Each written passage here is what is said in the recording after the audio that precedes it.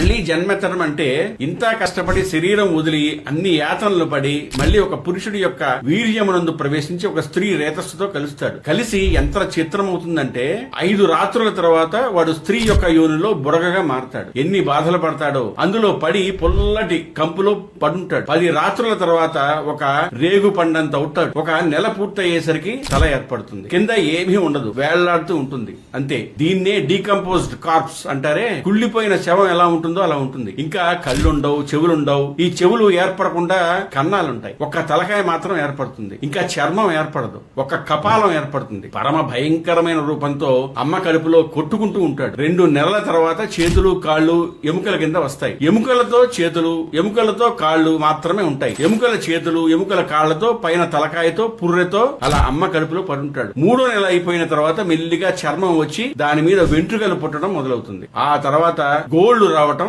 మొదలవుతాయి. చిట్ట చివర 4 నెలల తర్వాత చర్మము, రక్తము, మాంసము, కొవ్వు, అస్థి, శుక్ల, మేధ అనేటటువంటి 7 ధాతువులు ఏర్పడతాయి. 5వ నెల పూర్తయ్యేసరికి ఆకలి ప్రారంభమవుతుంది. అప్పుడు అమ్మ శరీరంలో నుంచి ఒక నాభికి గొట్టం ఒకటి ఏర్పడుతుంది. అమ్మ తినడానికి పదార్థం తినేస్తుంది. ఈ లోపల మంటలు బయలుదేరతాయి. అమ్మ తాగకూడనిది తాగుతుంది. లోపల పరిశం పట్టేస్తుంది. అమ్మ తినకూడనిది తింటుంది. లోపల దగ్గొస్తుంది. అమ్మ తిన్న కొంత పదార్థంలో కొంత వెళ్లి జీర్ణమై అక్కడే మలమూత్రములను విసర్జిస్తాడు. అందులో నుంచి పురుగులు పుట్టేస్తాయి. చాలా కోమలమైన ఈ చర్మాన్ని కొరికేస్తాయి. తల కిందకి ఉంటుంది, కాళ్లు పైకి ఉంటాయి. అమ్మ కడుపులో ఎడమ పక్కకి మాత్రమే కదులుతాడు. కుడి పక్కకి కదలటానికి ఉండదు. 4 నెలలు అలా పడుంటాడు. తిమ్మిరెక్కిపోతుంది. శరీరం పెరిగిపోతూ ఉంటుంది. ఇంకా కదలటానికి చోటుండదు. గాఢాంధకారం. పడుకోవటానికి ఉండదు. పరమ దుర్గంధంతో కూడిన వాసన తల కిందికి ఉండి పీలుస్తూనే ఉంటాడు. ఇది భాగవతంలో కపిల మహర్షి తన తల్లిగారు దేవహూతితో అంటాడు, బోధిస్తాడు అనమాట. దీన్నే కపిల గీత